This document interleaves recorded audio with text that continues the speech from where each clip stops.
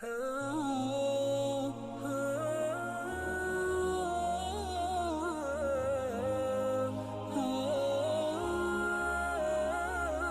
اللہ الرحمن الرحیم۔ السلام علیکم محترم ناظرین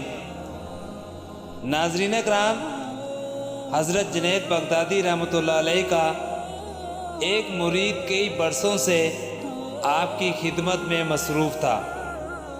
ایک دن آپ اپنے اس مرید کے ساتھ جنگل میں جا رہے تھے۔ اتفاق سے اس روز سخت گرمی پڑ رہی تھی۔ جب کچھ دیر تک مسلسل دھوپ میں سفر جاری رہا تو مرید کی زبان سے بے اختیار نکل گیا، آج کی گرمی تو ناقابل برداشت ہے۔ یہ سنتے ہی حضرت جنید بغدادی رحمۃ اللہ علیہ ٹھہر گئے اور نہایت پرجلال لہجے میں اپنے مرید کو مخاطب کرتے ہوئے فرمایا، تو نے اتنے دنوں کی صحبت میں صرف شکایت ہی کرنا سیکھا ہے۔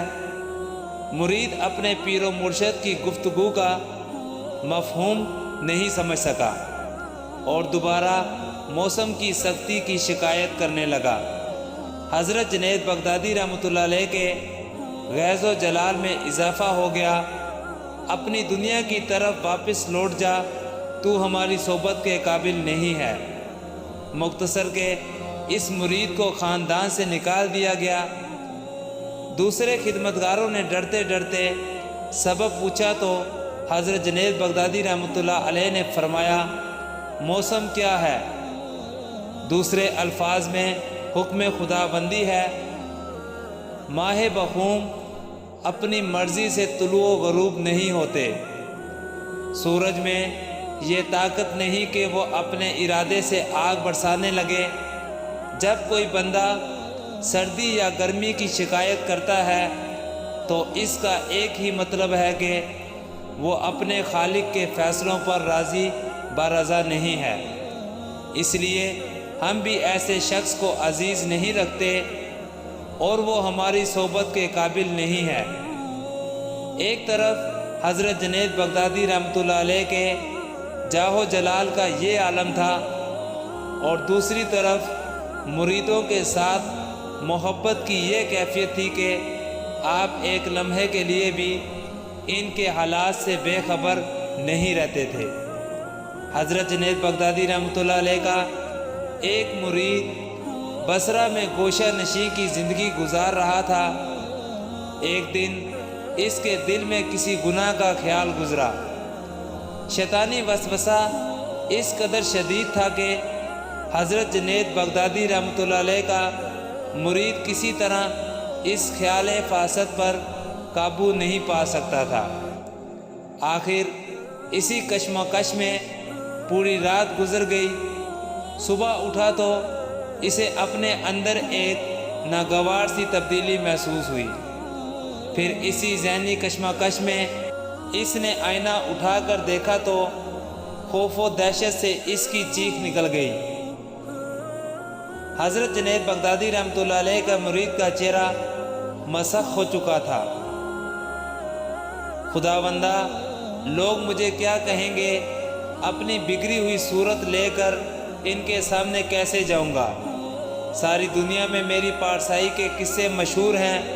بصرہ کے لوگ مجھے اس حالت میں دیکھیں گے تو یقیناً یہی کہیں گے کہ میں چھپ کر گناہ کرتا تھا اور مجھے انہی گناہوں کی سزا دی گئی ہے۔ حضرت جنید بغدادی رحمۃ اللہ علیہ کے مرید زار و قطار روتا رہا، مگر اس کا مسخ شدہ چہرہ اپنی اصلی حالت پر واپس نہیں آیا۔ بصرہ کے بہت سے لوگ اس کی صحبت میں بیٹھا کرتے تھے۔ پھر جب دوپہر کا وقت گزر گیا تو حسب معمول لوگ آنا شروع ہو گئے۔ اس شخص نے شرم و رسوائی کے سبب دروازہ بند کر لیا۔ اگر کوئی عقیدت مند دروازہ کھولنے کے لیے کہتا تو وہ شخص غضب و ناک لہجے میں جواب دیتا، میری طبیعت خراب ہے، آج میں کسی سے نہیں ملوں گا، تم لوگ واپس چلے جاؤ۔ شیخ، اگر آپ کی طبیعت خراب ہے تو ہم شہر بصرہ کے بڑے سے بڑے طبیب کو آپ کے پاس لے آتے ہیں، عقیدت مند درخواست کرتے، مگر وہ شخص کسی کو نہ بتاتا کہ اسے کس قسم کا مرض لاحق ہے۔ نتیجہ عقیدت مندوں کو جھڑک دیتا۔ مجھے تنگ نہ کرو، میری بیماری ایسی ہے کہ اس پر کسی طبیب کی دعا کارگر نہیں ہو سکتی۔ آخر لوگ مختلف انداز میں سرگوشیاں کرتے ہوئے واپس چلے گئے۔ حضرت جنید بغدادی رحمۃ اللہ علیہ کے مرید کا پورا دن شدید بے چینی اور اضطراب میں گزرا۔ رات بھر توبہ استغفار کرتا رہا۔ دوسرے دن آئینے میں اپنا چہرہ دیکھا تو سیاہی کسی قدر کم ہو گئی تھی۔ مرید کو خوشی کا ہلکا سا احساس ہوا، مگر ابھی وہ انسانی مجمع میں جانے کے قابل نہیں تھا۔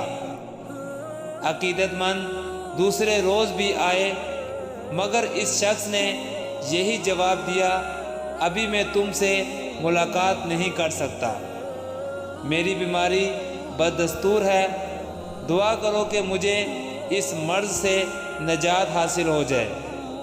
عقیدت مند تو خود شیخ کی دعاؤں کے محتاج تھے، شیخ کی صحت کے بارے میں کیا دعا کرتے۔ ذہن میں ہزاروں اندیشے لیے ہوئے واپس چلے گئے تو دوسرے دن چہرے کی سیاہی کچھ اور کم ہو گئی۔ پھر تیسرے روز اس شخص کا چہرہ اصلی حالت میں لوٹ آیا، پوری آب و تاب کے ساتھ چمکنے لگا، بار بار آئینہ دیکھتا تھا اور حق تعالیٰ کا شکر ادا کرتا تھا، خداوندہ تو نے مجھے اپنے بندوں کے درمیان رسوا ہونے سے بچا لیا۔ چوتھے دن وہ اپنے عقیدت مندوں کے آنے کا انتظار کر رہا تھا کہ اچانک دروازے پر دستک ہوئی۔ حضرت جنید بغدادی رحمۃ اللہ علیہ کے مرید نے دروازہ کھولا تو ایک اجنبی شخص کو اپنے سامنے موجود پایا۔ میں بغداد سے تمہارے نام حضرت شیخ کا خط لے کر آیا ہوں۔ اجنبی شخص نے کہا۔ پیر و مرشد کا نام سن کر ورفتہ ہو گیا۔ اس نے اجنبی کے ہاتھ سے حضرت جنید بغدادی رحمۃ اللہ علیہ کا خط لے لیا اور اسے بار بار بوسہ دینے لگا۔ پھر جب اس کی یہ اضطرابی کیفیت کم ہوئی تو اس نے اجنبی سے بیٹھنے کے لیے کہا۔ مجھے کچھ ضروری کام ہے، اس لیے میں زیادہ ٹھہر نہیں سکتا، یہ کہہ کر اجنبی چلا گیا۔ اجنبی کے جاتے ہی مرید نے پیر و مرشد کا خط کھولا اور پڑھنے لگا۔ جب وہ آخری لفظ تک پہنچا تو اس پر رکت ہو گئی۔ پھر وہ اس قدر رویا کہ اس کی ہچکیاں بن گئی۔ حضرت جنید بغدادی رحمۃ اللہ علیہ نے اپنے مرید کو مخاطب کرتے ہوئے تحریر فرمایا تھا، میرے عزیز، تم نے مجھے کس کام پر لگا دیا ہے؟ میں 3 دن سے دھوبی کا کام کر رہا ہوں اور مسلسل تمہارے چہرے کی سیاہی دھو رہا ہوں۔ یاد رکھو کہ اہل اللہ کا محاسبہ بہت سخت ہے، ان کے دل میں گناہ کا خیال گزرنا ایسا ہی ہے جیسے وہ گناہ کے مرتکب ہو گئے ہیں۔ اس واقعے سے ان لوگوں کو سبق حاصل کرنا چاہیے جو لوگ پیری اور مریدی کے معاملے میں مصروف ہیں مگر اس رشتے کی اہمیت کو نہیں سمجھتے۔ حقیقی پیر وہ ہے کہ مشرق میں رہتے ہوئے بھی اپنے اس مرید پر نظر رکھے جو ہزاروں میل دور مغرب کے کسی گوشے میں آباد ہے۔ اگر یہ روحانی سلسلہ اس طرح قائم نہیں رہتا تو پھر مرید اور پیر کے اس رشتے کی کوئی حقیقت نہیں۔ ایک موقع پر علامہ اقبال رحمۃ اللہ علیہ نے حضرت غوث اعظم شیخ عبد القادر جیلانی رحمۃ اللہ علیہ کو خراج عقیدت پیش کرتے ہوئے کہا تھا، کم بازن اللہ کہہ سکتے تھے جو رخصت ہوئے خانقاہوں میں مجاور رہ گئے یا گورکن۔ حضرت جنید بغدادی رحمۃ اللہ علیہ کا مشہور قول ہے کہ عالموں کا سارا کام 2 کلمات پر منحصر ہے، ایک ملت کی اصلاح اور دوسرا مخلوق کی خدمت۔ ناظرین کرام، اگر آپ کو ہماری ویڈیو اچھی لگی ہے تو ہمارے چینل کو لائک، شیئر اور سبسکرائب کریں اور ساتھ لگے گھنٹی کے بٹن کو دبائیں تاکہ ہماری ہر آنے والی ویڈیو آپ تک بآسانی پہنچ سکے۔ آپ سے اجازت چاہتے ہیں۔ اللہ حافظ۔